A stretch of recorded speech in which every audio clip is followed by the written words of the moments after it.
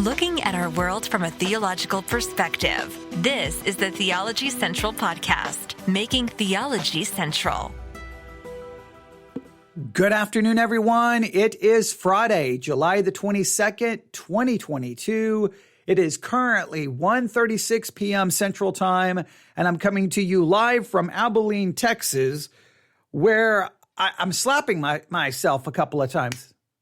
I keep slapping myself. Like, really? Is it Friday? There's no way it is Friday. This week has been I don't even know how to describe this week.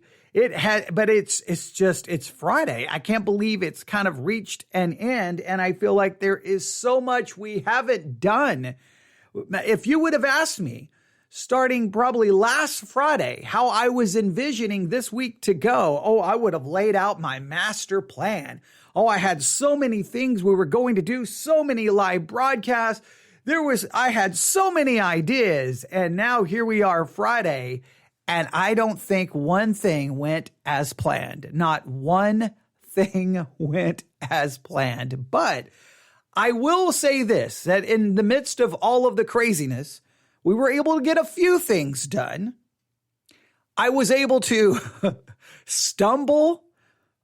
find myself in the midst of a new series that wasn't planned, but here we are. We are in a new series now working on trying to identify Babylon. Babylon. Is it a person? Is it a place? Is it a thing? Is it just an idea? What is Babylon? How do we identify Babylon? Now remember, the text that really sparked all of this is Revelation chapter 17. Let's start reading again in verse 1. And there came one of the seven angels, which had the seven vials, and talked with me, saying unto me, Come hither, I will show unto thee. Okay. Sometimes the old English, I'm like, wait, show, she. Okay. All right. So let's read this again. Revelation chapter 17, verse 1. And there came one of the seven angels, which had the seven vials, and talked with me, saying unto me, Come hither, I will show unto thee the judgments of the great whore, the judgment of the great whore that sitteth upon many waters. Please note, judgment of the great whore. Keep that in mind. Verse 2, with whom the kings of the earth have committed fornications. So you have kings of the earth, right? Now, typically, I will just throw this out there. We have not discussed this anywhere in this series so far, but I'll just play kind of a little hermeneutics game here, which can make some apocalyptic literature and prophetic literature very difficult to understand. Because look here, and there came one of the seven angels, which had the seven vials. Question. Do you believe those are seven literal angels? Most people will say, sure. Seven vials. Do you believe those are literal seven vials? Some may go, well, no, maybe. There may be some speculation there. And talked with me, saying unto me, Come hither, I will show unto thee the judgment of the great whore that sitteth upon many waters. Now, some will say, well, the great whore is not a person, it's a place, or it's a thing, it's an ideology. So they will say that's not speaking of a specific person who's guilty of some kind of whoredom. But then when you come to verse 2, with whom the kings of the earth, are those literal kings of the earth? Literal nations? So are kings nations? With the kings of the earth have committed fornication, and the inhabitants of the earth have been made drunk with the wine of her fornication. Is that speaking of the actual inhabitants of the earth? We would say, yeah, those are the actual people on the earth. The kings represent the actual nations on the earth. Okay, well then verse 3. So he carried me away into the spirit, into the wilderness, and I saw a woman sit upon a scarlet-colored beast. Is that an actual woman? Now, most would say, no, it's not an actual woman. The woman represents something, right? So sitting upon a scarlet-colored beast, an actual beast? Most people are going to say no. Full of names of blasphemy, having 7 heads and 10 horns. And most of those 7 heads and 10 horns, not actual horns. It's representative. It's symbolic. Verse 4, and the woman, But people say, well, it's not an actual woman, but the woman is arrayed in purple, scarlet color, decked with gold and precious stones and pearls, having a golden cup in her hand full of abominations and filthiness of her fornication. And upon her forehead was a name written, Mystery Babylon, the Great, the mother of harlots and abominations of the earth. So we say, well, that woman is not a real woman. That woman represents Babylon, which is not really a city. It's really it's a real city, but it's not Babylon. This is where trying to interpret certain parts of the Bible when it comes to apocalyptic or prophetic literature and using apocalyptic or prophetic language can lead to a lot of back and forth. Someone will say, that's literal. No, that's symbolic. No, that's literal. That's symbolic. Now, sometimes the text, if you continue reading, will help clarify some of that, but sometimes you're left with a lot of speculation. And sometimes when preachers stand behind pulpits, instead of embracing the difficulty, embracing the fact that there's been so much speculation and so many different views, what many pastors do is they try to set that all aside. They try to hide that behind the curtain, right? And then what do? They give everyone a sense of certainty at the expense of truth. And you know, I have been talking about that through this entire series so far, and it drives me absolutely crazy. So when it comes to the identity of Babylon, is it a person? Is it a place? Is it a thing? Is it an idea? There's lots of speculation. However, pastors will stand behind the pulpit and say, well, it's really clear. It's so clear. It's very easy. In other words, don't look behind the curtain. There's no confusion. And then just watch what happens in the next verse. And I saw the woman, back to referring to as a woman, drunken with the blood of the saints. Now, immediately people say, well, the blood of the saints, that's literal. That's literally saints who were killed and their blood was shed. So literal killing, literally blood shed. But the other parts, you see, it can go back and forth. Okay, with the blood of the martyrs of Jesus. And when I saw her, I wondered with great admiration. Right? And then, we could continue reading, but we won't right now. We won't. Trust me. I know what you're saying. Just keep reading. And you probably have asked, why haven't you done that yet? For specific reasons, you will see. Look, there's a method to my madness sometimes, because what I prefer to do is have you walk through all of the struggle and all of the questions. That's what I prefer to do. So hopefully it will all make sense when this is over. I don't know. When this series is over, we still may not know the identity, but the one thing we have done is I've not substituted certainty at the expense of truth, and I'm not going to do that. Now, so far, I've given you at least an example of the different views out there of the identity of this Babylon.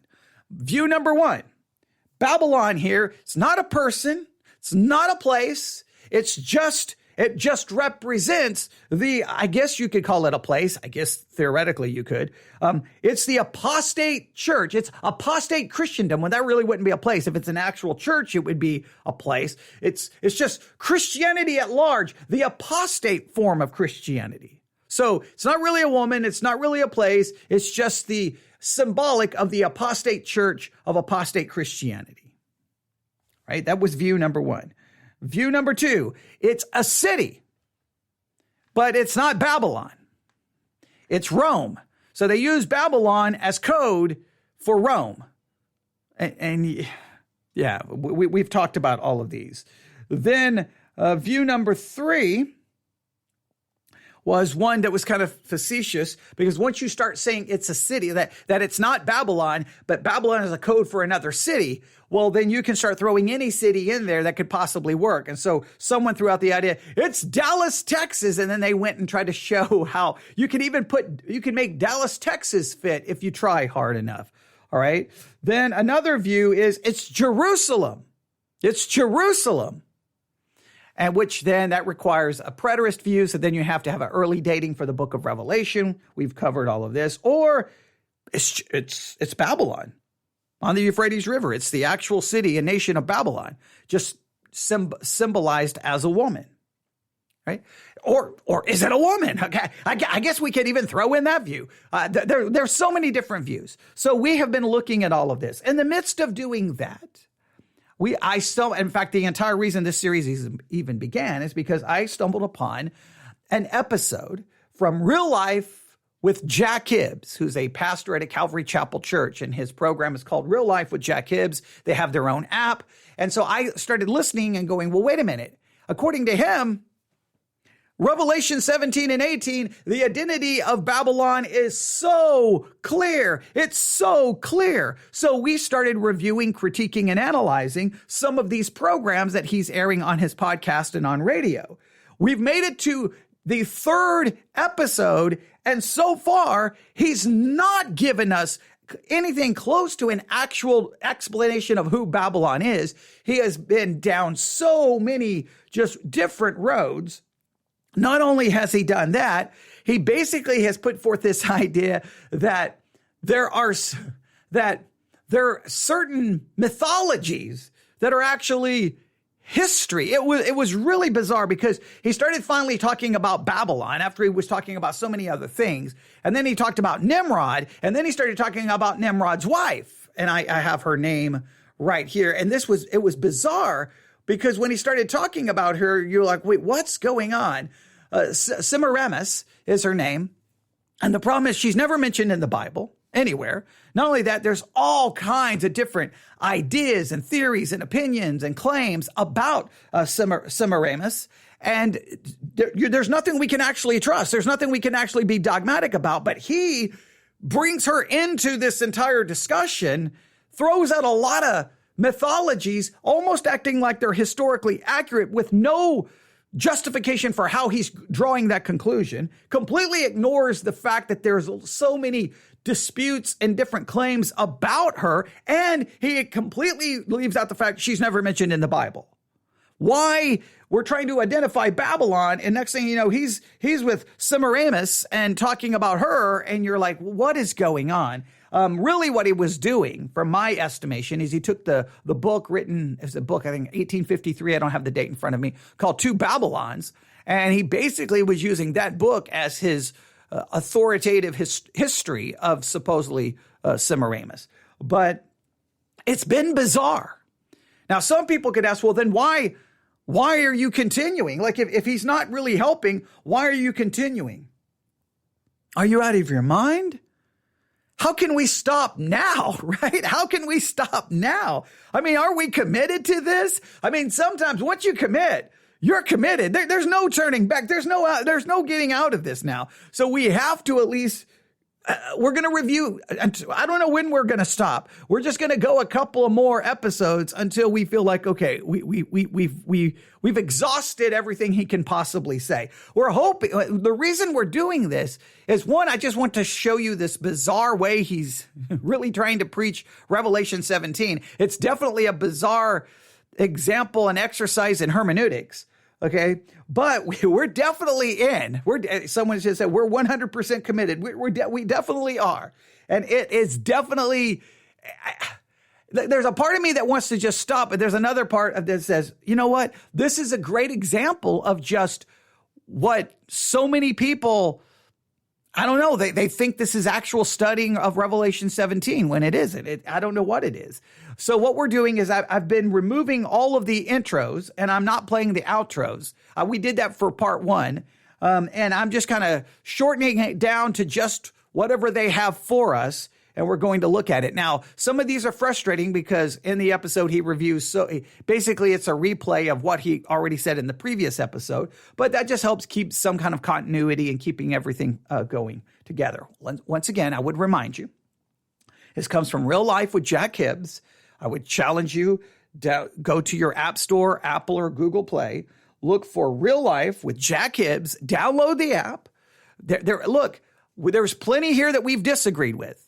But by all means, I still would want you to check out. I mean, we're not going to review his entire series on Revelation 17 and 18. There's lots of episodes. So download the app and just go back through the archives and find some of the episodes.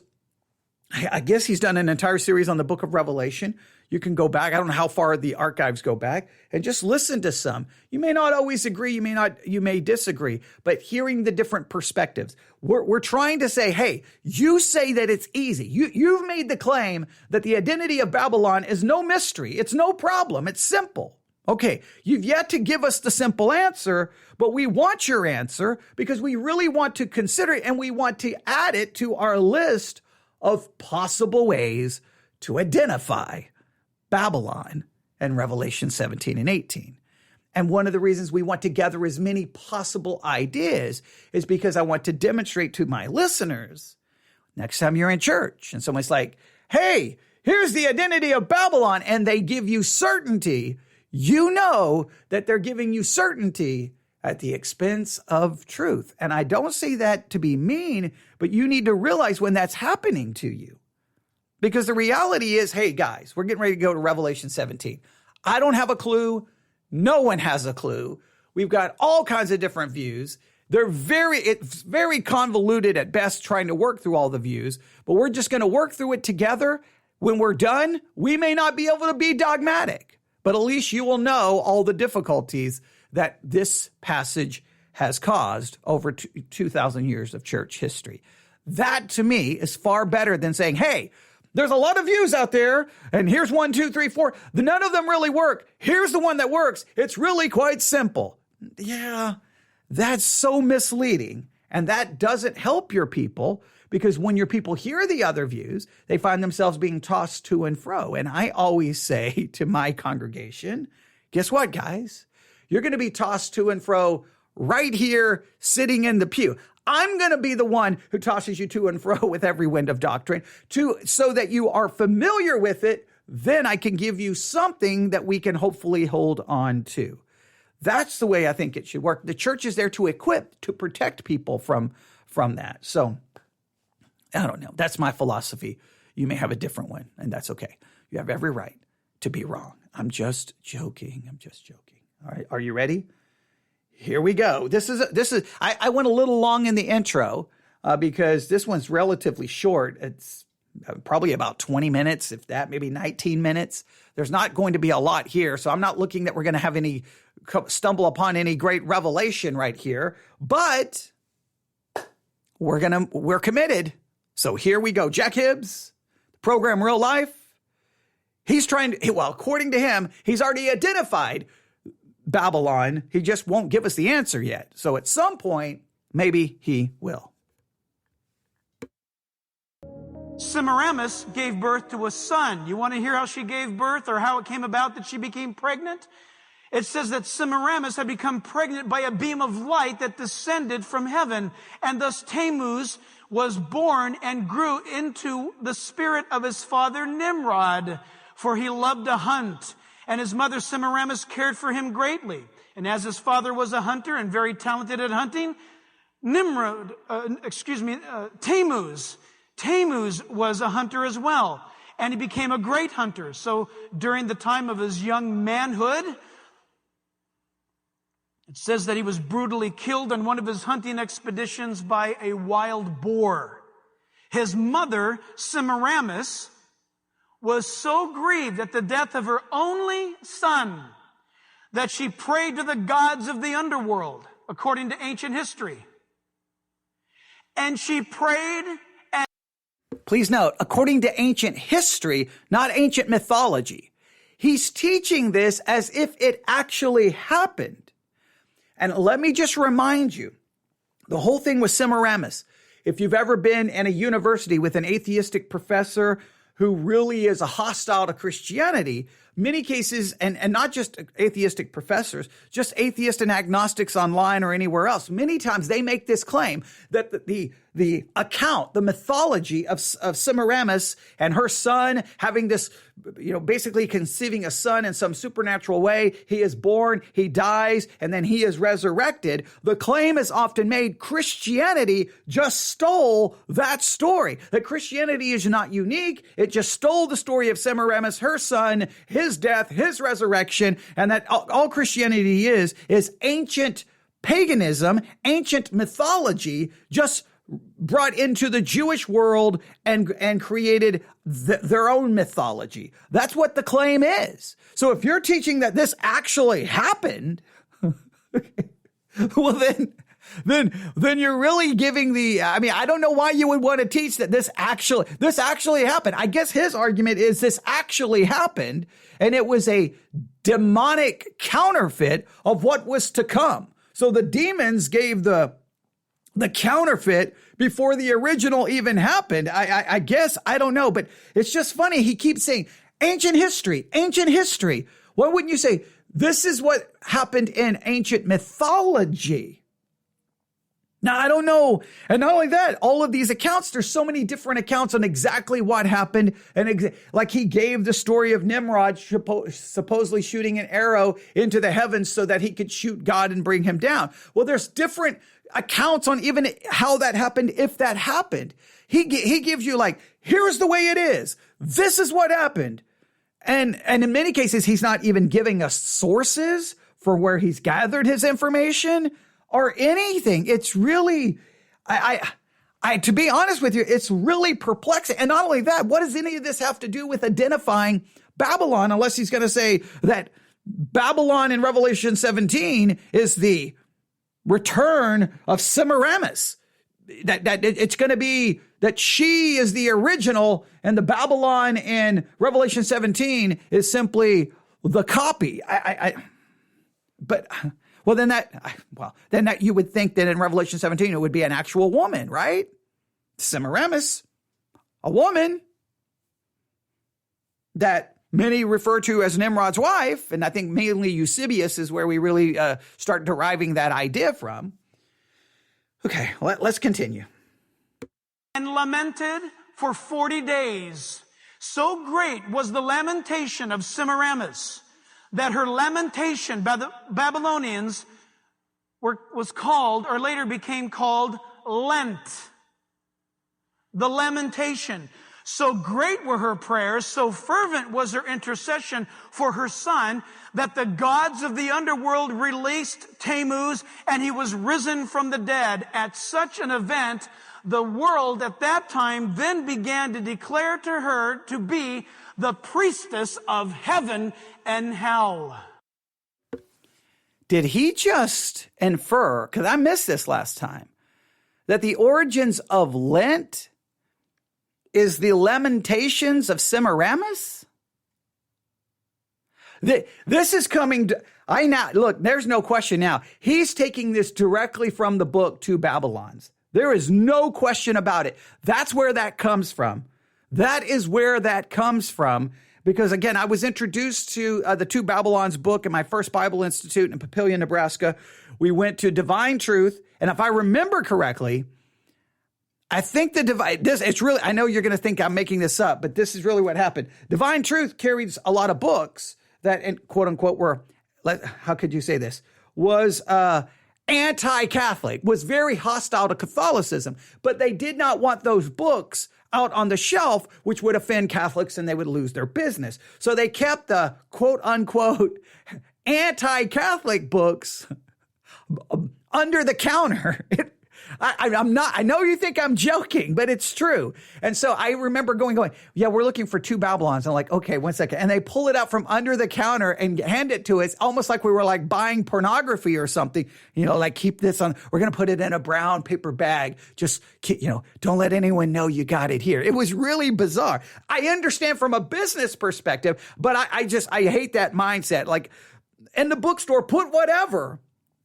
And then you can either read it or reject it. I don't know. I like the free market of ideas. I don't like, that's a whole different story. It's crazy. But so this seems something that would come directly from that book. It sounds like something, I got to find my copy of Two Babylons.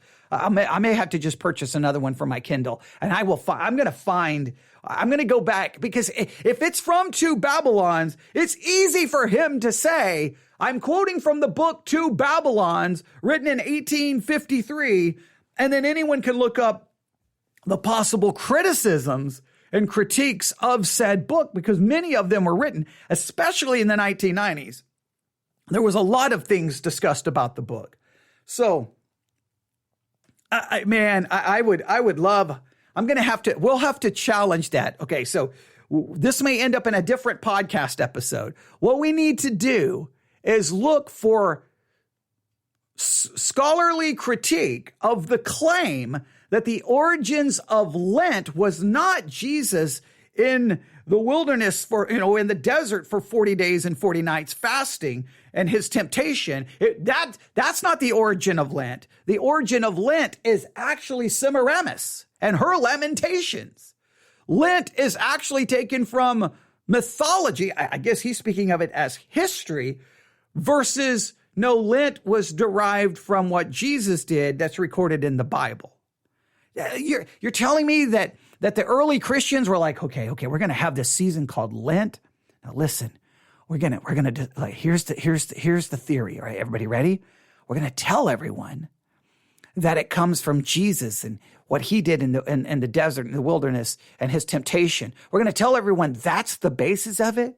But all of you know, right? Okay, we all got our secret rings on, okay? We all know that these rings represent that we're actually doing this for Semiramis, right?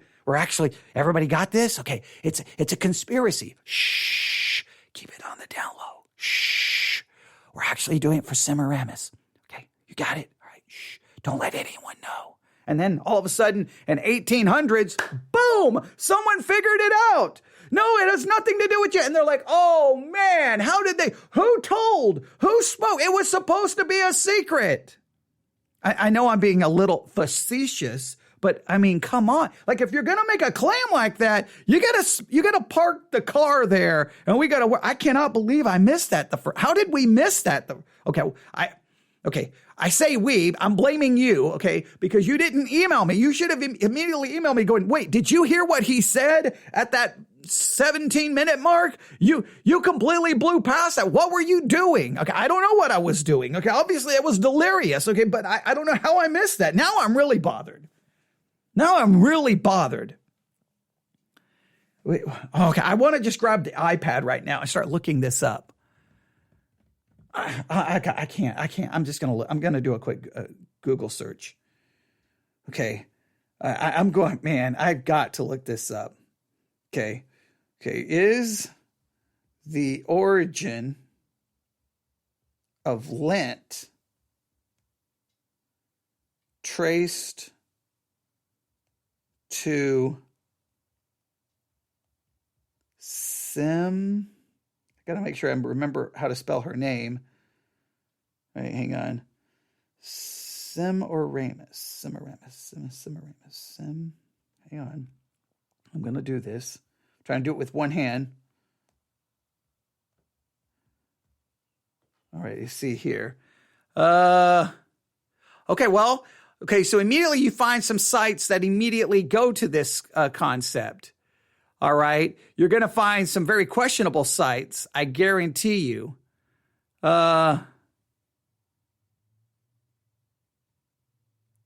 I'm going to go to. All right. Here we go. The season of Lent appears after the Council of Nicaea. With so many biblical precedents, did it really take the church more than 300 years to seize upon the idea of fasting for 40 days? The early history of Lent is interesting and complex. It is something of a choose your own adventure. All right. Let's see here. I'm going to look here. Okay. A closer examination of ancient sources, however, reveals a more gradual historical development.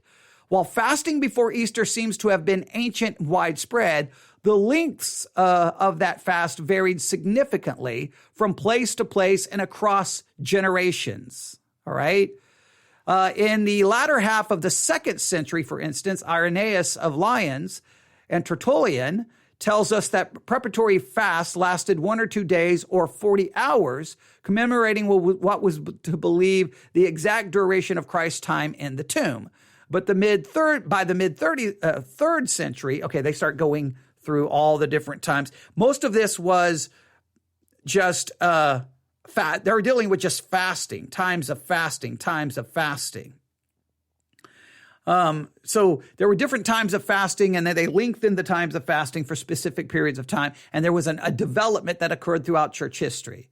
They say today the history of Lent's origins is far less certain because many of the suppositions upon which the standard theory rested have been cast into doubt. So whatever there was, some of those theories about how it came to pass was thrown into doubt through different discoveries. Tertullian admitted or indicates that Easter was a most solemn day for baptism, but he is only one of a handful of writers in the pre-Nicene period, that is before 325 AD, who indicates this preference, and even he says that Easter was by no means the only favored day for baptisms in his locale. Easter baptisms did not become widespread until the mid-4th century. When it does, it appears to be nothing more than an idolized norm alongside which other equally acceptable occasions continue to exist. All right, that doesn't really help us with Lent. That doesn't help us any.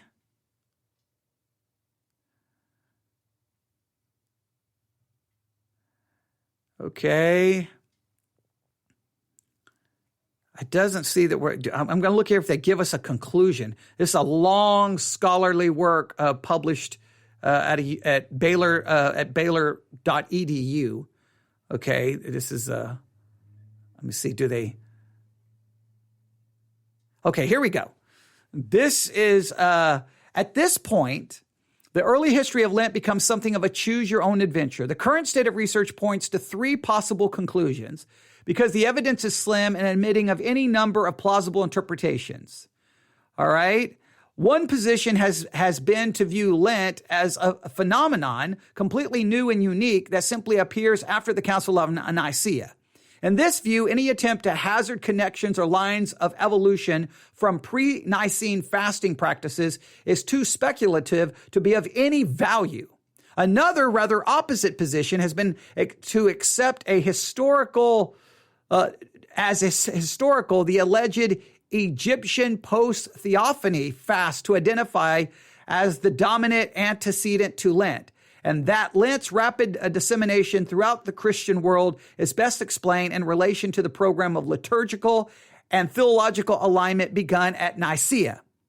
A final position is sort of a via media or middle road, acknowledges the incomplete, sometimes contradictory nature of evidence, but asserts nonetheless that Lent's developments and an amalgamation of several early fasting customs and typologies, of which the post-theophany fast may have been but one of many. In other words, simply put, there's a lot of theories no one knows, but guess what is not mentioned in this scholarly paper? Not once. Doesn't even come up. Guess what does not come up?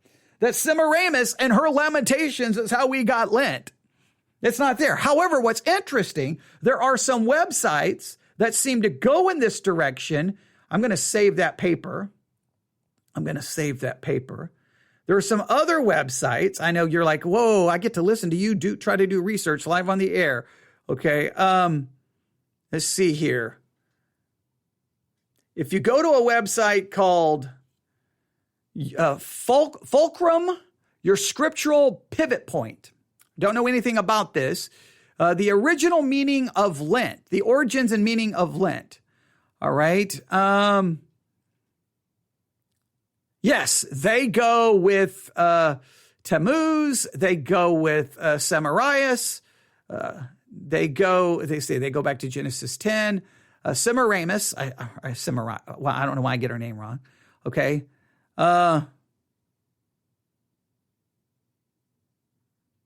So after Tammuz was killed by a wild pig, the Queen of Heaven proclaimed a 40-day period of sorrow each year prior to the anniversary of the death of Tammuz. Every year on the first Sunday after the first full moon, after the spring equinox, a celebration was made. It was Ishtar's Sunday and was celebrated with rabbits, eggs, and hunts. The truth is that 40 days of Lent, eggs, rabbits, all of those things are all go back to ancient pagan religion mystery. So now they don't say where they're getting any of this information from. Yeah, they don't provide any, once again, no actual documentation on where this comes from. None. No footnotes, no anything. Oh, man. And saying, and immediately the comments are very interesting. Thanks for the information. What information? He didn't tell you where he got any of these supposed claims. All right. Okay. All right. Okay. I've got to make sure I understand. Okay. I'm going to open up the Spreaker app. I got to make sure I clearly understand what they are saying here. Give me 1 second. All right. So this is crazy. Man, when you listen to a sermon, you never know what you're going to stumble upon. Okay. The word Semiramis shows up in 2 Babylons over 40 times. Okay. So in the book, 2 Babylons, the word Semiramis shows up over 40 times, which makes perfect sense. That's where this information is coming from. That's the source material. Just the pastor's not telling us what the source material is, but that's just crazy. That's just crazy. So here's what I would say, and listen to me carefully. If you're going to say that the origins of Lent doesn't go back to Jesus and his temptation in the wilderness, it goes back to Semiramis. Well, then could not someone argue, well, the whole story of Jesus and the virgin birth and his death, burial, and resurrection, that comes from Semiramis. Like if you're going to claim that, you've got to show that that the early church said, hey guys, we're going to do this thing called Lent. We're going to do these 40 days of fasting. We're going to do this time where we focus on fasting and repentance. And we're going to take it from Semiramis. If you're going to make that claim, why can't someone then make the claim that all of Christianity is based off Semiramis and Tammuz, or whatever the name of the child was? I don't have the writing in front of me. I closed the article. Okay. But why wouldn't you just make that argument? Christians are really, in this particular case, in order to try to discredit Lent, they really are making an argument to discredit all the claims of Christianity as all being taken from ancient pagan mythology. That would seem like you're utterly hurting yourself. This is just bizarre. He just made that claim with he didn't even blink. He didn't even go, did you not hear what I just said? Lent is about Semiramis. It's about her lamentations for her dead son who was resurrected. So don't participate in 40 days where you fast and think about your sin and think about repentance and a time of spiritual growth. No. You don't, just ignore that. Now, I'm not saying anyone is bound by anything to set aside 40 days to remember, to focus on your sin, on repentance, on spiritual growth. I'm not saying that anyone is bound to do that, but I don't know how you could ever claim that to do that would be wrong. Look, I opened my Bible. Here's Jesus. In fact, I'll just show you. So I opened my Bible. Jesus was led of the Spirit into the wilderness to be tempted of the devil. And he had fasted 40 days and 40 nights. So he spent 40 days and 40 nights in the wilderness, and he was tempted by Satan. What would be wrong with saying, okay, for 40 days, we're going to focus on temptation and sin, and we're going to spend some time fasting? How can you say, no, there's no way to condemn setting aside a period of time for spiritual focus. But to say that, to make the bold claim that goes directly to Semiramis, and then you start looking at actual scholarly papers, and they're like, well, could be this, could be this. You're like, no, you got it all wrong. It was a secret meeting where the church all sitting around, they were smoking cigars in a dimly lit room, and someone's like, all right, guys, I got a plan. We can deceive everybody. We can make them be actually thinking about Semiramis when they don't even know. They're thinking about Jesus. Come on. All right. What? How did we? Okay. I thought we would be able to finish this in a couple of minutes. Clearly we're not. I think we're not going to be able to finish this now, which is going to be very frustrating. We may have to go a little long. Wow. That is just crazy. That is just crazy.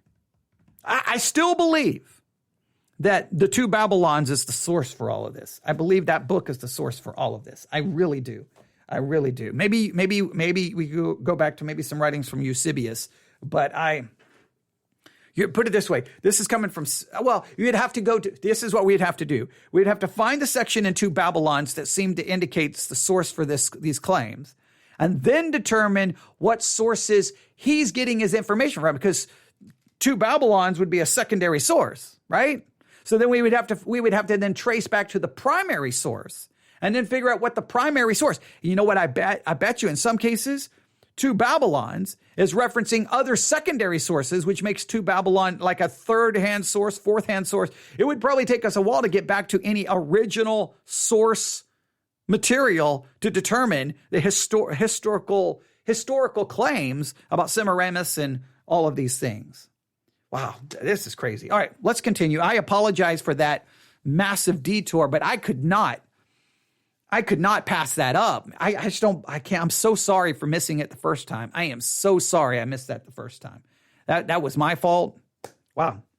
I probably shouldn't be doing podcasting when I hadn't slept in like 24 hours. Okay, man, now I'm really kicking myself. I do apologize. You deserve better than that, so I'm sorry. I should have caught that immediately. So, all right, enough me having a pity party.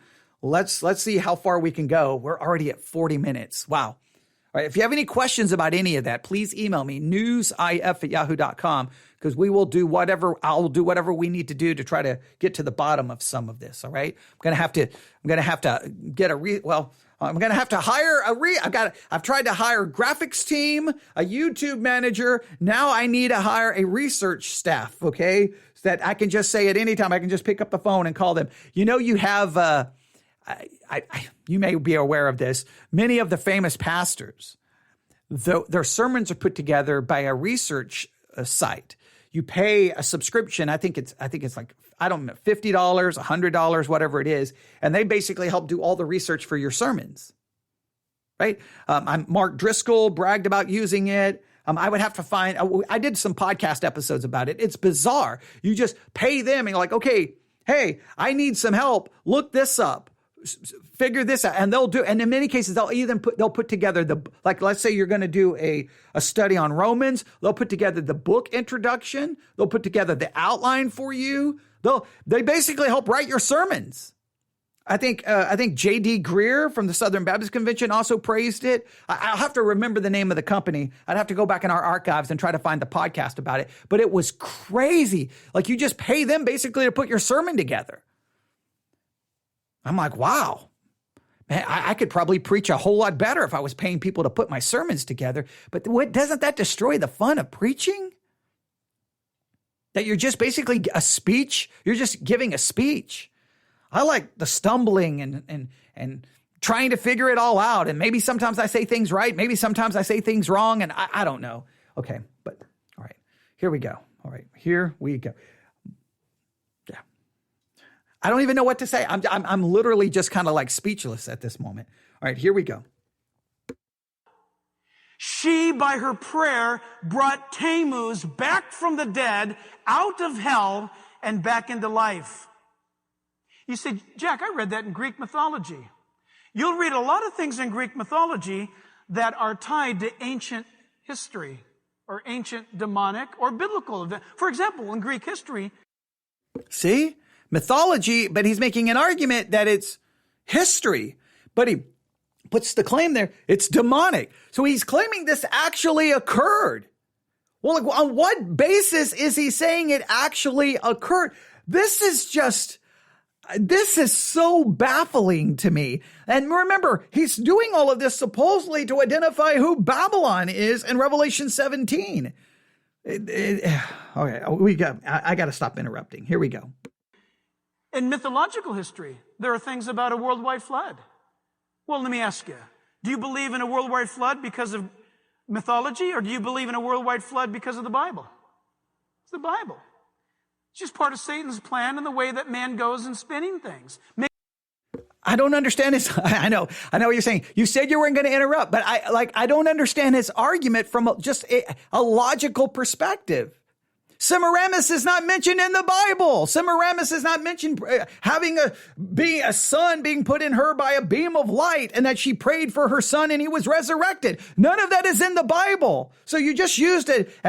Talk about logical fallacies. Your argument is, well, mythology talks about a worldwide flood. So you do believe it? No, you believe it because it's in the Bible. Exactly. Semiramis is not in the Bible. So what are you talking about? Oh man. Okay. I am not going to make it. I'm not going to make it. I am not. This series is going to kill me. I'm going to die. I am having a hard time trying to figure out what is going on here. All right, here we go. Making them stories and making them lore. But listen to this. Again, Nimrod married Semiramis. Semiramis had a child by the sunbeam that hit her in the belly. Child born, Tammuz is his name. He dies. She prays for 40 days. The child is released from hell where he was bound and given life. What I'm telling you right now is thousands and thousands and thousands of years old. Okay? So old is it that Israel adopted the worship of what I just mentioned to you. Did you know that? Israel was guilty of this worship. Turn in your Bibles to Jeremiah chapter 44, verse 15. Jeremiah 44, 15. Jeremiah 44, 15. Tell me when you're there. The reason why I'm waiting is because you won't believe it. Then all the women, verse 15, then all the women present and the men, all of the Jews, male and female, who were there, and Jeremiah was ministering there, who knew that their wives had burned incense to idols, that is, foreign gods, a great crowd of all the Judeans lived in Pathros, that southern region of Egypt. They answered and said thus to Jeremiah, we will not listen to your messages from the Lord. Verse 17, we will do whatever we want. We will burn incense to the, what's it say? Queen of heaven, and sacrifice to her just as much as we like, just as we and our ancestors did before us, and as our kings and princes have always done in the towns of Judah and in the streets of Jerusalem. For in those days we had plenty to eat, and we were well off and had no troubles. Church, did you hear that? Ancient Israel, they were bowing down and worshiping Semiramis because of this ancient cult of her being the queen of heaven and Whoa. Okay, wait a minute. He just said that that's Semiramis. Okay, I was taught completely different in all the schools I've gone to. Ishtar, or Ashtoreth, or Astarte. I think those are the different names. I'm trying to remember the names. I think it was Ashtoreth. I think Astarte, Astarte, I believe. You can look these up. I'm trying to remember. So Ashtoreth, I believe, is I'm horrible at spelling. Ashtoreth. That's Ashtoreth. You can look that up. I see Astarte. It would be Astarte. Or Ishtar, Ishtar. I think that, and she was supposedly the wife of the god Baal or Bel or Baal or however you want to pronounce. Remember, we had the whole discussion on how to pronounce it. And which Baal is also known as Molech, if I remember correctly. And I believe the reason they would worship Ashtoreth is because she was the fertility goddess, and supposedly they thought she would help them bear children. He just connected it to Semiramis. What is happening here? He just connected this to Semiramis.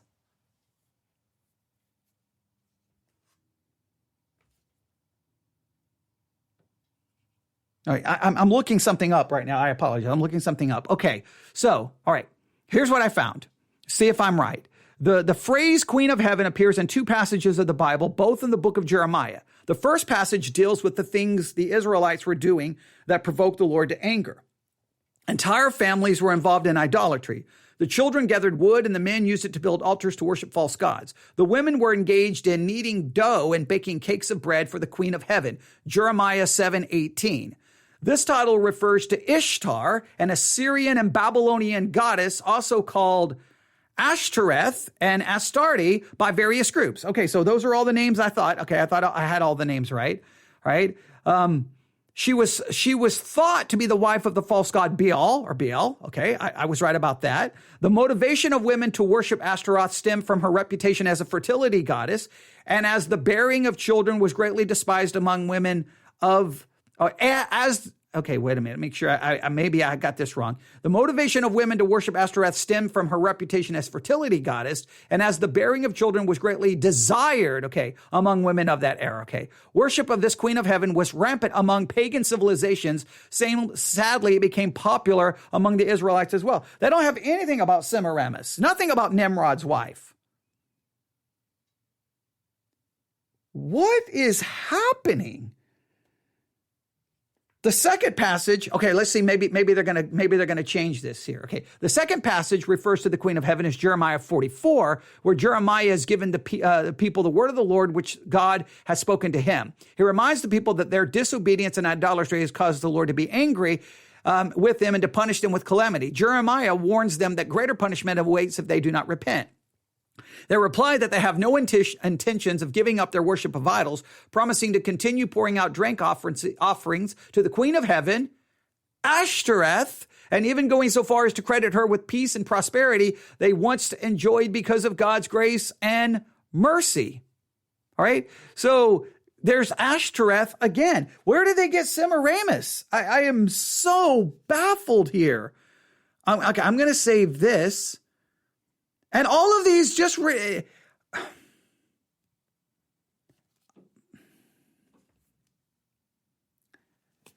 I'm trying to choose my words carefully here.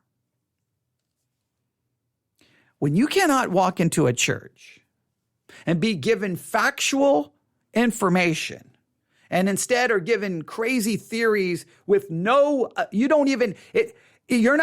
why is it that pastors are not required to give source and justification for their historical claims? Like, they just stand there and I'll just say whatever I want, because you know why pastors get away with that? Because the average person in the pew is not going to look it up. But I'm telling you,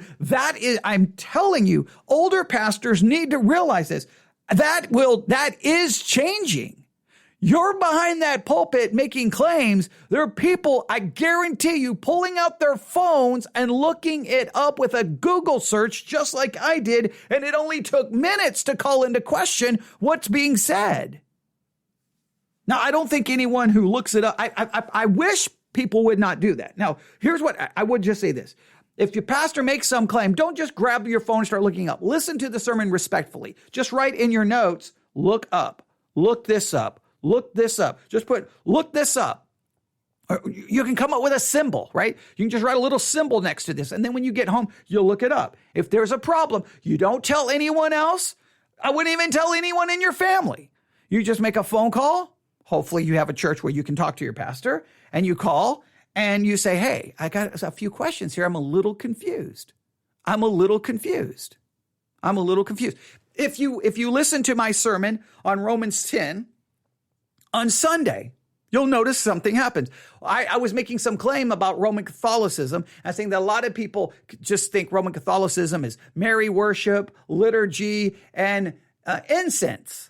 But I'm saying incense, I said incest. I don't know why. I got the word wrong. And so as soon as the sermon was over, someone raised their hand and go, are we still recording? I'm like, yeah, we're still recording. And said, you said the word incorrectly. You know how much I appreciate that? So I corrected it. I was able to come home and just edit saying the word incorrectly out. But I appreciate that. That same woman who said that in the past, I made a claim about a Hebrew word in Isaiah, and she contacted me after the sermon. She didn't make a scene and said, hey, I don't know if that's the exact Hebrew word. And you know what? She was right. I got the meaning wrong. I gave the wrong definition for the word. So guess what I did? That was Sunday afternoon. Sunday night, I stood behind the pulpit and said, hey, guys, I was wrong. This is the correct way. I'm not in any way embarrassed by that. If a pastor can't handle that, that's a problem. I am grateful for that. I'm grateful for that someone cares enough about Scripture and enough about the Word of God and truthfulness that they will say something and handle it in a godly way. If they start trying to destroy you and talk and gossip, that's of no use. If they start trying to cause trouble, but just to call you and say, hey, well, in this particular case, someone's like, hey, Jack, Hibbs, hey, you just attributed Jeremiah 44 to Semiramis. You do realize almost everyone else would connect it to Ashtoreth. Are you saying Ashtoreth and Semiramis is the same person? Because Ashtoreth is the wife of Baal. Are you saying Baal is Nimrod? Like, well, what's going on here? Where did you get your information? What source material? Because I need to and you don't even have to argue. You could just say, I'm confused. What was the source for your information? And then you can just say, I just need the source for your information. You don't even have to say that you disagree. And then you can go look it up. Then you can come back and go, I'm really, really perplexed here. But he just accused ancient Judah, the Jews, for worshiping Semiramis. I mean, if you're going to accuse someone of sin, at least accuse them of the right sin, right? Wow. Okay, all right. I don't even know what to say. All right, let's continue. And hell, the high priestess. Does that sound amazing to you? Doesn't it sound, as you look to Jeremiah, which is millennia old in your Bible, here in Jeremiah's day, Jeremiah is saying, you've got to stop worshiping to this pagan system. And they said, we're going to do whatever we want to do. Get off our back. We will continue to worship to, what does your Bible say again? The Queen of Heaven, Semiramis. Oh, hang on to your seats. Are you with me here? Ezekiel chapter 8, verse 12. Ezekiel chapter 8, verse 12. The Lord spoke to me, saying, Ezekiel, or son of man, have you seen what the elders of the house of Israel are doing in the darkness? In other words, have you seen in secret what the leadership, the ministry, leaders of Israel do in secret? Each at the shrine of his own idol? That's key, by the way, to understanding Semiramis. They each worshiped at their own idol, personal idol. They say, the Lord does not see us. Now he's got Semiramis in Ezekiel 8:12. I am so utterly confused at this moment. Okay? I am so confused. Maybe, okay, no, maybe he's, okay, actually he may be right here. Maybe, is he right here? Oh, okay, maybe he's right here. All right, well, let's continue. The Lord has forsaken the land. Again, he says, you will see them doing things that are even more detestable. Verse 14 of Ezekiel 8, then he brought me to the entrance of the north gate of the house of the Lord that's in Jerusalem, and I saw women sitting there mourning for who? Tammuz. Man, according to the Babylonian cult, Semiramis acted as the high priest intercession for her son, and it was confirmed upon her. Ladies and gentlemen, listen, it was confirmed upon her by the Babylonians. Her religious... Okay, hang on. Now, I had to look some things up here, okay? Who was Tammuz? The false god Tammuz is mentioned in the book of Ezekiel. The prophet describes a vision he had, saying, the Lord brought me to the entrance of the northern gate of the house of the Lord, and I saw women sitting there mourning the god Tammuz. God calls the idolatrous practice of weeping for Tammuz as detestable thing, made even worse that it was happening in the temple in Jerusalem. Tammuz, the demigod, apparently began as a Sumerian shepherd named Dumuzid or Dumuzi. His father was the ancient Mesopotamian god Enki, also known as the Akkadian Babylonian Ea, who saved the family of Utanaphthium from the flood in the Epic of Gilgamesh. His mother was the sheep goddess Datur. So this says has nothing to do with Semiramis, has nothing to do with Nimrod. This goes in a completely different direction, and he's still saying, what is happening? And that only, again, took 5-second Google search. Who was Tammuz in the Bible? Boom! And it's going completely, we're going to, that he was a demigod, a Sumerian shepherd named Dumuzid or Dumazai. Dumazid or Dumazai. Okay, I have to slow down and try to read these words carefully. His father was the ancient Mesopotamian god Enki, also known as the Akkadian Babylonian Ea, who saved the family of Unapishtim from the flood in the Epic of Gilgamesh, and his mother was the sheep goddess Datur in the earlier Sumerian culture. This has nothing to do with Nimrod and Semiramis, has nothing to do with that. Wow, this has really gotten bizarre. It's almost like he came up with an idea and he's just seeing that idea anywhere in the Bible. System went out into the world. It was propagated by her priesthood. I want to commend to you the buying and the reading of a book that has never yet to this day been refuted. It has 271 contributing authors to it. It was written about 1853. You can hardly find it in print because it is so absolutely frightening. It's called The Two Babylons. Boom! There it is. The Two Babylons. Okay, I knew it. I told you that's where it came from. I told you. All right, and now wait a minute. He said it's so frightening you cannot find it in print. It's so frightening you cannot find it in print. Okay, let's just see how frightening it is. It's so frightening. You cannot find this book. That's a good way to get everyone to go buy a book. That's a good way to get everyone to go buy the book. Let me see how. Oh, wait, I can get it for 99 cents for my Kindle, but it's so frightening. It's so frightening. You can't get it. I also can get it in, let's see here. These are all the Kindle versions.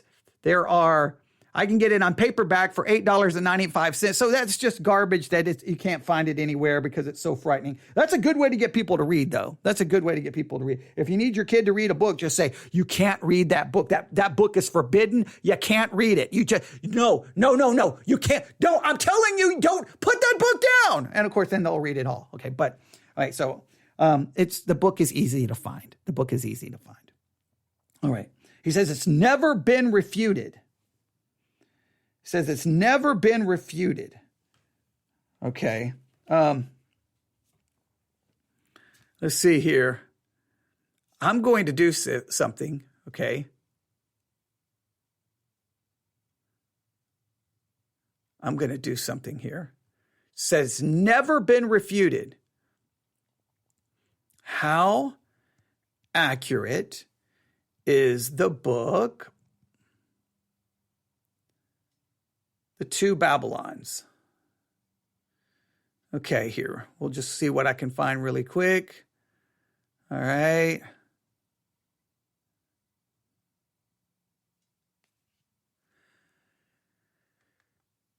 Okay, here we go. In the note by the editor of the 7th edition, which was published in 1871, it was claimed that no one, so far as we are aware, has ventured to challenge the accuracy of the historical proofs adduced in support of the startling announcements on the title page. Since then, however, there have been many who have challenged the accuracy of the claims. For example, Lester L. Grabe has highlighted the fact that Hishop's entire argument, particularly his association of Nemes and Nimrod, is based on misunderstanding of historical Babylon and its religion. Grabe also criticizes Hyslop for portraying the mythological queen Semiramis as Nimrod's consort, despite the fact that she is never mentioned in a single text associated with him. So there's arguments that she's never even mentioned with Nimrod. Why is the book making a claim that she's associated with him?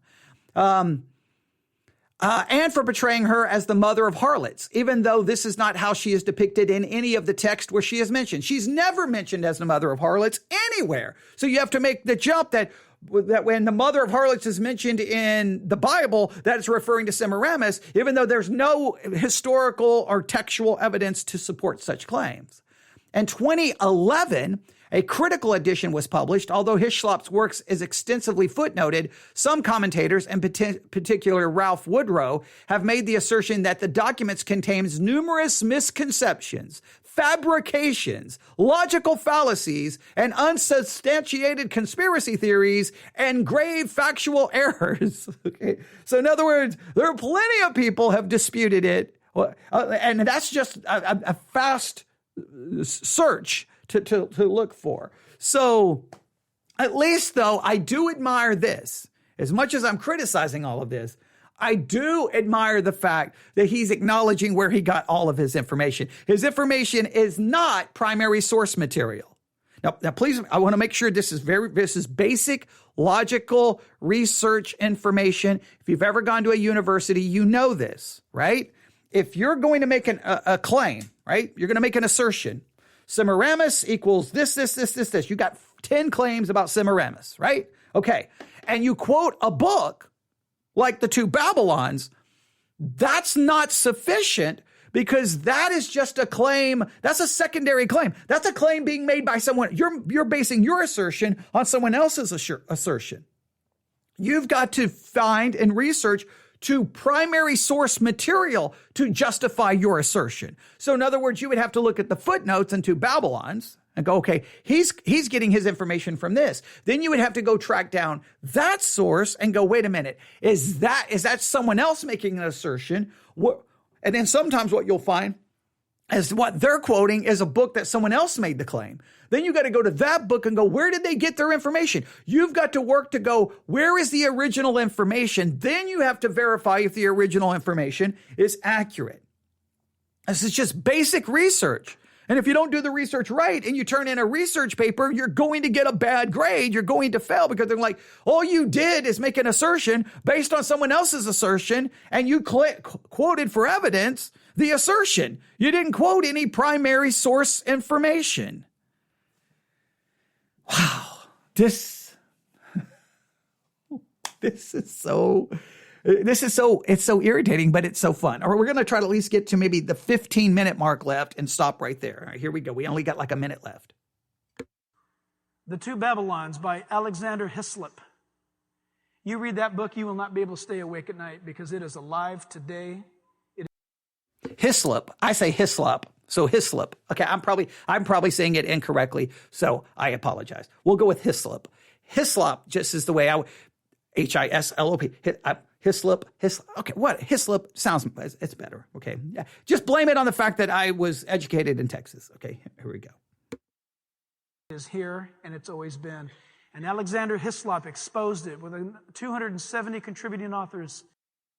He just went Hislop. Hislop. Okay, now he went with Hislop. Now he's like, wait. The Theology Central podcast just said it's Hislop. I better go with it. No, obviously I'm joking. Sorry. All right, so now he's really pumping up this book as this book is accurate. It's factual. No one has ever disputed it. It had 273 backing up authors. He's really trying to tell. This is the book that explains everything.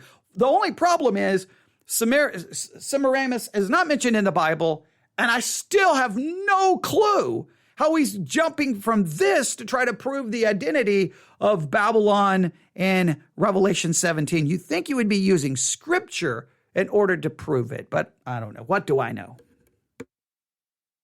And people will say, I don't believe his research. They can say all they want. Not one person has refuted the research. People have definitely challenged it. So what do you mean by they haven't refuted it? What do you mean? I mean, I just read some people making clear claims to refute it, and I can look up the primary source because it's footnoted what I was reading. I can find the primary source of those individuals making their claims. So I don't know if you want to just say, no one's refuted it. I think you could say, this is a controversial book. where there's been lots of criticisms of it, because I was familiar with the criticisms of the book going back to the 1990s. I remember standing in the Divine Truth bookstore in Papillion, Nebraska, and there was major back and forth going, no, that book is garbage. That book is trash. And then they named some other book that trashed that book. And I'm like, so there was disputes going on in the 1990s about this stuff. And I remember hearing the arguments in the Divine Truth bookstore in Papillion, Nebraska, engaging in the back and forth. And I think my argument at the time was, well, then I'm not going to be dogmatic about the claims of this book, but I will at least consider them, and then I will check other information to whether to refute or to dispute it. And I remember, reading different things, criticizing it, and so I was always like, whenever people asked me about it, my answer in the past was always like, well, you can read it. I would just be careful. Acting like all the claims in the book are 100% accurate, because there are others who make different claims. And so you may get into a situation where they make a claim, and I don't know who to believe. Well, when it comes to trying to figure out things in the Bible, well, I don't know why I'm looking to Semiramis. She's never mentioned. And now he tried to find a way to get her in the Bible. I would have more issues with how he just placed her in the text, when most commentaries and others don't place her in those texts where he just tried to place her. I would have more issues with, I wonder if he did this. I wonder if the two Babylons is serving as his primary commentary on those biblical passages, and he's not actually done biblical exegesis and actual work on the text. Research of Alexander Hislop regarding the two Babylons. I mention that to you because if I took the time to give you the details of her priesthood, Semiramis' priesthood, you would not believe me. You would not believe it. Turn in your Bibles very quickly to Revelation chapter 2. All right, we're going to stop right there. We're going to stop. Let's see. We're going to go back. Let's see here. We'll go back. Her priesthood. Okay, we'll stop at the 9-minute mark. Okay, I'm sorry, I was trying to see, 9 minutes. I'm going to mark it here. 9-minute mark. 16 minutes left. All right, there we go. We're going to have to stop there for today. If we do any other live broadcast today, we'll do something else. We'll give this a little time to breathe. I have a feeling we're about to get bombarded with emails, okay? Because whenever I know this, and what I've discovered, any criticism of the two Babylons ticks off a lot of people. A lot of people, I think, I've seen crazy. It's almost like they would defend the two Babylons more than they will defend Matthew, Mark, Luke, and John. Maybe that's a little hyperbole, but I've seen craziness on it, okay? But there you go. Wow, that was an adventure. Still don't know the identity of Babylon. I mean, at this point, he should just claim that Semiramis is mystery Babylon. And I guess that it will just make it a woman. A new woman is going to arise to power in the last days, and she will come in the spirit of Semiramis. Or it's the demonic resurrected Semiramis. I mean, I don't know. Just go with that. I mean, that seems to be the direction he's going. All right, or he's going to call it the religious system that was established by Semiramis, based off, one book. Okay, never mind. That was some crazy stuff. All right, email me, newsif@yahoo.com, newsif@yahoo.com. Yes, I want to slap something after listening to that. All right, newsif@yahoo.com, newsif@yahoo.com. And if you have found this series to be very frustrating, just remember, I'm innocent. Someone told me I should review all of these. That individual will go unnamed currently. But if I die, my name has been, I have an email set to go out to all the world that this individual is the one who killed me for asking me to review all of these. Okay, all right. No, it actually, it's turning out to be pretty interesting. Hopefully, we may never get to figure out who the identity of Babylon is, but we're definitely finding ourselves stumbling into how truth and history and evidence and facts is sometimes handled in the Christian church. That is beneficial. All right, thanks for listening. Everyone have a great day. God bless.